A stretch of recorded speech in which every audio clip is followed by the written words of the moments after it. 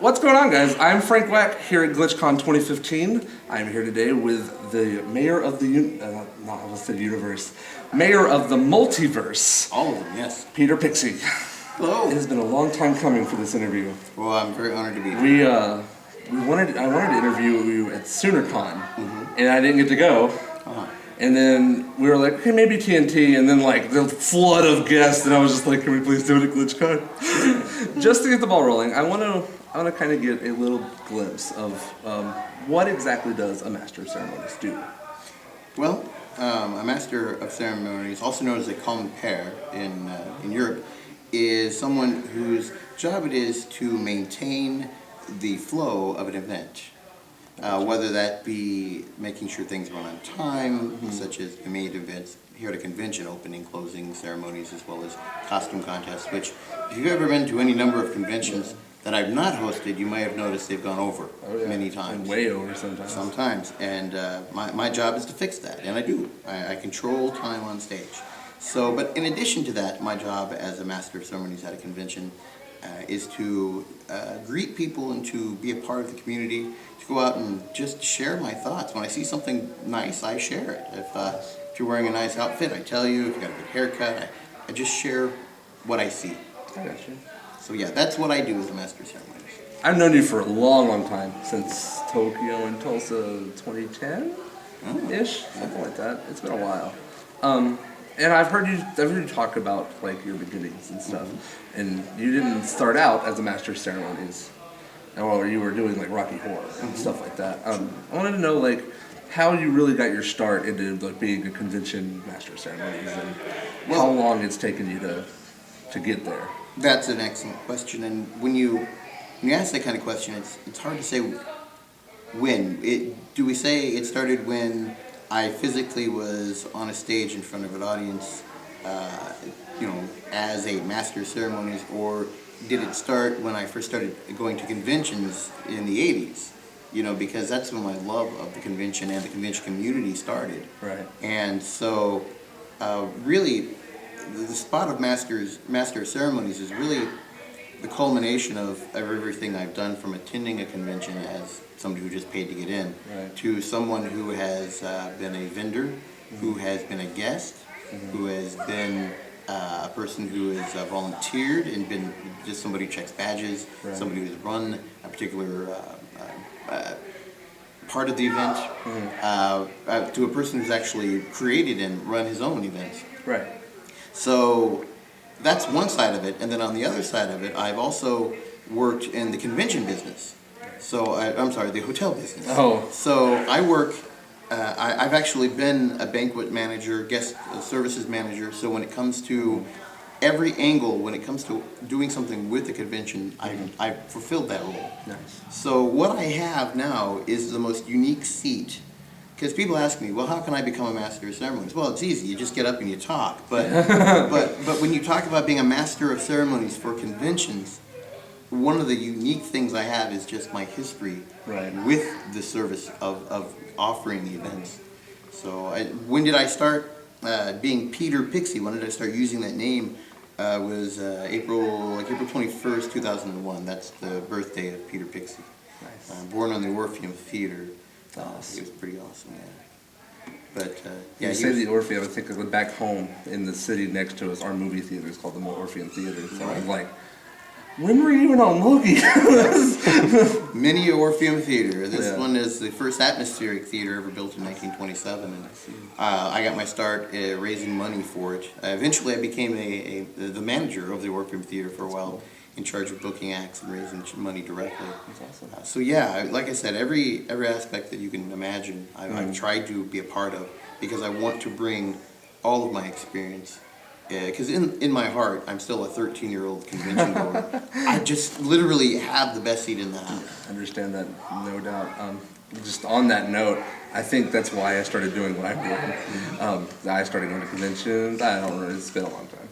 9-10 years, and I loved the community around it so much. I loved how like outgoing it made me, because I haven't been, like, I was a super shy kid in school, and going to conventions, I had this guy that like forced me out of my shell, and it was embarrassing and traumatic at first, and then all of a sudden it's like Oh.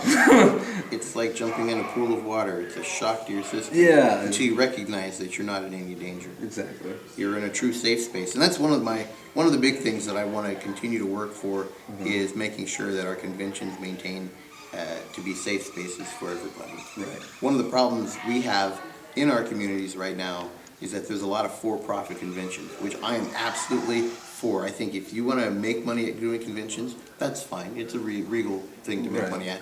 Not that I've known anybody make any major money on it that isn't like SPCC or the bigger groups. But when you think about it, one of the things we have to worry about in the capitalization of our conventions is that we don't lose our sight on our community. Yeah. And that remember the reason we do it isn't to make a dollar. The reason why you should do a convention is to support and offer a safe place for your community. Because if you continue to only want to make money at it, that shows, and then you're no longer offering community. You're offering an event. You're offering a ride. You're not offering an experience. I got you. So my third question I have for you, is it difficult to be as outgoing as you are at conventions? Not at conventions, and I'll tell you why. If you've watched my videos or you've seen me speak at conventions, I often speak of being a type 2B bipolar, which means that rather than being a type 1 bipolar, where you go from being happy to sad in just in a moment, mine shifts gradually over time. But I liken being bipolar in both versions as having the ability of being in a corridor with many doors, and that's your life. And usually when you come up to a door, you go, okay, I'm going to open it and see what's on the other side, so you can prepare yourself. In bipolarism, it's like all the doors are open, so you slide from one end to the other. When you're really bipolar, the type 1 bipolar, it's like you're sliding immediately from one end to the other with no door. Fun. Type 2B bipolar for me is like some of the doors are closed, so as I slide, I'm able to catch myself, so I don't slide as fast. I got you. So I'm able to recognize what I'm going through. Now the reason why I bring that up is because I'm a high-functioning hypomanic. My mania is hypomania. And sometimes that can be really bad for people. Right. They can find themselves doing very bad things that are not healthy for them. Even like kleptomania, high sex drives. There's just many things that can really get people into positions where they just spending money. Right. You know. But for me, mine is high functioning hypomania. So for me, I don't have those kind of issues. For me, I'm able to focus it into being Peter Pixie. Right. So you ask me about my energy, it comes from my mania. Yes. So my mental illness is actually what I use to bank on. I turned what should be into a problem. My weakness is my strength. My weakness is my strength. So if you can take your weakness and turn it into your strength, that's great. Now, I have terrible days. There are days that I am at home and I am just low. You know, my medication is working to a point, but I can still feel the depression. Yeah. And it's terrible. It is. But the thing is when I'm here and I'm in my community, no matter where I am on my scale, my mania kicks in and I can feel it. And it's a very positive thing for me. The mania is not always positive for people. If they're not functioning, they need medicine for it. It's very important that you take a meds. Yeah. But for me, that's where my energy comes from. That's why now, in my mid-40s, I'm still able to wear the big boots and it takes me, I have to stretch a lot more and be less, be more planning, so I know it's coming rather than just you're planning with crowd surfing at Tokyo Tulsa. I did not plan that. That was one of those things, and I tell you what, that evening I paid for. The next day I was like, oh my goodness, I'm so sore, but it was so much fun, you know. So that was out of the last 6 weeks I've had 5 events. Right. You know, because there was a SoonerCon. Yeah. And then I was off for 4th of July. Then I was at Anime Festival, Wichita, Tokyo, and Tulsa, Anime Iowa. Now here at GlitchCon, and it's been a whirlwind. But wow. Yes, and I'm ready for a break. I'm ready to go back to my secret life. And let that happen for a couple of weeks before I get another 3-week run. So next time. I have a what if question for you. Okay. I'll say it that way. All right. And I thought really long and hard about what can I what if Peter Pixie. I want to ask you, if you found the TARDIS and you could go anywhere, anytime, any day, for one day, what would you do with the TARDIS?